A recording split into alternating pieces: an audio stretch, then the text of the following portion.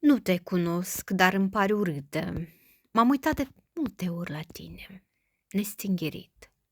Nu din îndrăzneală, ci din acea curiozitate politicoasă pe care o au oamenii care cred că frumusețea este o chestiune de educație, nu de natură.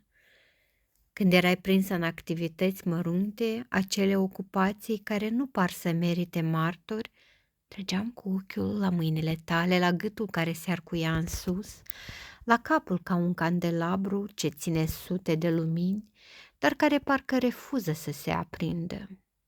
Îmi părea că ești urâtă. Nu pentru că lumea ar fi fost gârcită cu tine, ci pentru că nu respectai convențiile. Aveai pistrui și nu aveai grupițe, o eroare de distribuție. Ca un poem tipărit fără rimă. Obrajii tăi erau alungiți de la prea multe semne de întrebare. Rămase probabil din copilărie, cicatrici ale curiozității. Acea boală timpurie pe care îi face pe copii indezirabili și pe adulți periculoși. Nervii tăi, întăriți, se țineau bine de maxilarul de jos. Încolăciseră fața și o strângeau cu o disciplină aproape morală. Părea o statuie care își refuză dreptul la zâmbet dintr-un principiu de neînțeles.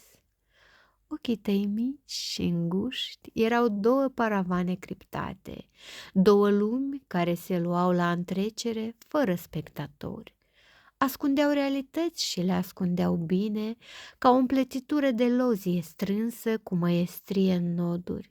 Mi-am spus atunci, cu satisfacția omului care judecă fără a fi fost invitat. Nu te cunosc, dar îmi pare urâtă. Desigur, nimic nu este mai periculos decât o concluzie timpurie.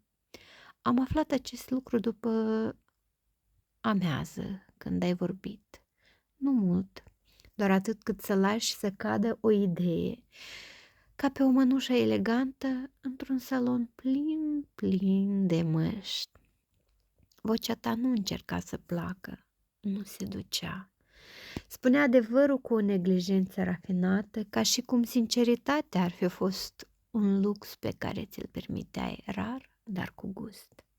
Atunci am înțeles.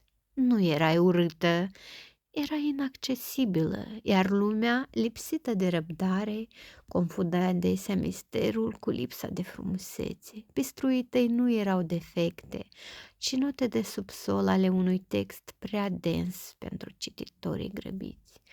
Gropițele lipsă erau de fapt un refuz politicos de a face concesii.